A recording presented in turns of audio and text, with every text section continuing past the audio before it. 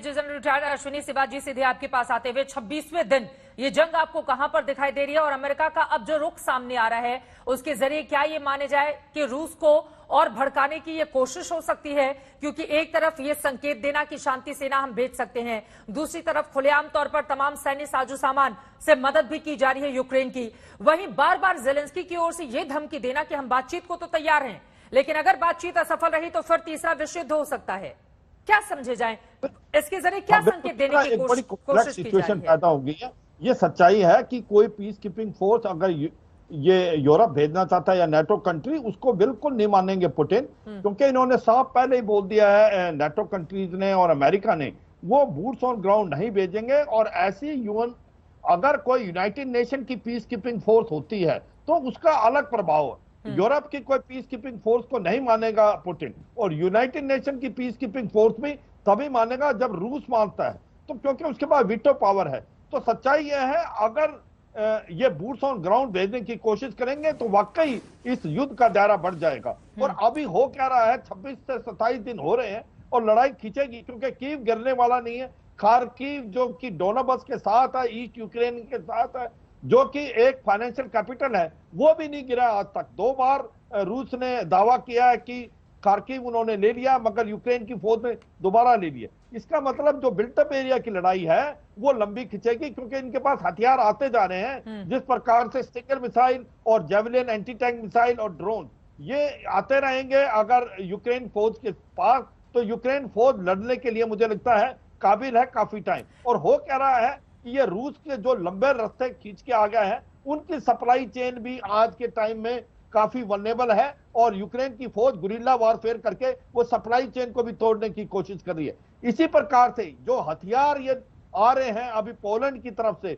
Western Ukraine से, रूस जो है को अभी चाहता है कि किसी तरीके से हथियार ना पहुंचे यूक्रेन में, तो भी ये कुछ हो सकता है। अगर यूक्रेन का कीव नहीं गिरता तो मुझे लगता है ये लड़ाई चलती रहेगी, और कीव को इतनी जल्दी गिरने के चांसेस कम है। इसका एक ही सोल्यूशन है कि कोई डिप्लोमेटिक सोल्यूशन निकले, बातचीत से कोई हल निकले। मिलिट्री सोल्यूशन नजर नहीं आ रहा है। मिलिट्री सोल्यूशन लगता है तबाही होगी।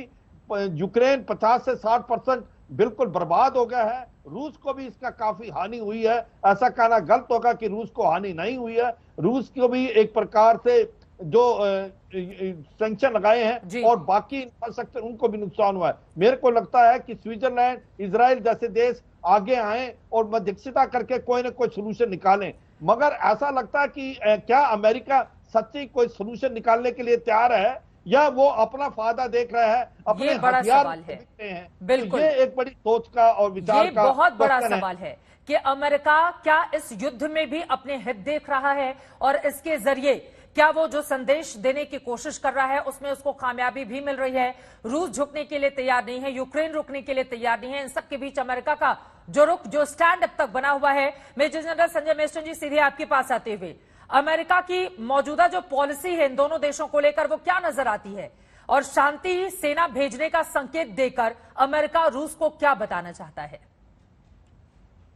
चित्रा, जो जहां तक शांति सेना का सवाल है, जैसे जनरल शिवाच ने भी बोला है, मैं बिल्कुल सहमत हूं, क्योंकि शांति सेना का एंडोर्समेंट जब तक यूएन सिक्योरिटी काउंसिल नहीं करता तो उसकी कोई मान्यता नहीं जी।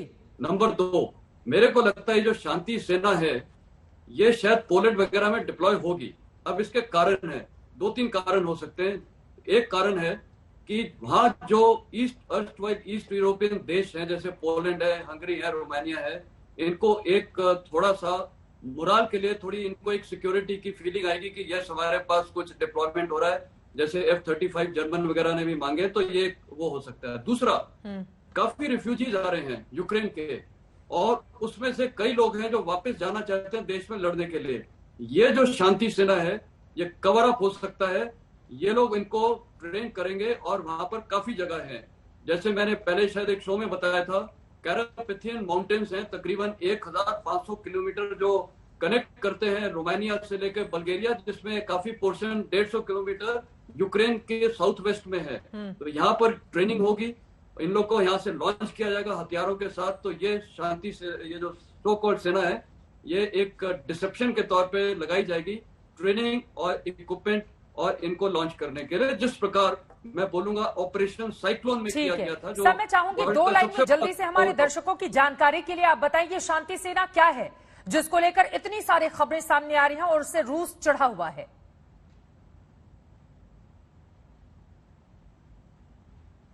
आपसे ही सवाल है संजय मेश्राम। मेरे से जी जी।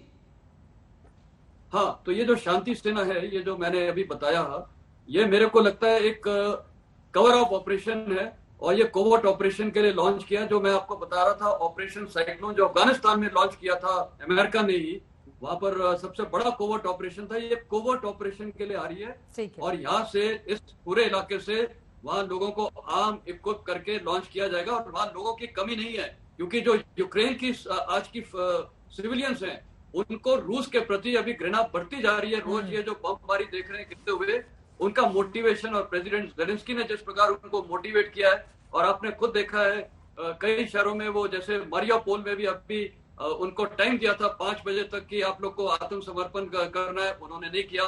खेरसोंग में वो वहां की कॉन्वॉयज रोक के वापस कर रहे हैं रूसी कॉन्वॉयज को। तो ये दिखा रहा है कि वहां लोगों का जज्बा आ गया है। अभी है उनके लिए है सर्वाइवल, लड़ो या मरो। तो वो मरने के लिए तैयार है, और लेकिन लड़ने से पहले, मरने से पहले वो ट्रेन होंगे, लड़ेंगे, क्योंकि अब उनकी देश की स्वतंत्रता का सवाल है। तो इस लिहाज से मेरे को लगता है नाटो ये करेगा। ये जो शांति सेना ये कवर अप है। दूसरा, जो वैसे नाटो और अभी इकोनॉमिक सैंक्शन और देखेगा, क्योंकि अभी शायद कई जगह ढीले हैं, जैसे गैस वगैरह दिया जा रहा है, शायद वो और टाइटन होगा। और ये मेरे ख्याल 2 बहुत बड़ी स्ट्रेटेजीज है जो नाटो लगाएगा। अब सवाल है जेलेंस्की क्या करेंगे जी। मेरे को लगता है जेलेंस्की की जो आज सिचुएशन है, मैं अगर उनकी जगह होता, मैं अपने को, क्योंकि एक एनालिस्ट को उनकी देखना पड़ेगा, उन्होंने आज अपने देश को मोटिवेट कर दिया है। सारे वहां के लोग एकजुट होकर अपने देश के लिए लड़ रहे हैं। और क्या अब वो कॉम्प्रोमाइज फॉर्मूला क्या होगा? नाटो की मेंबरशिप ना होना मेरे को नहीं लगता इतनी अभी, चलो वो मान लिया कि उन्होंने नाटो मेंबरशिप डिक्लाइन कर दी, लेकिन जो रिकॉग्निशन है डॉनबैस का, क्रीमिया का, क्या वो मानेंगे? मेरे को नहीं लगता मानेंगे।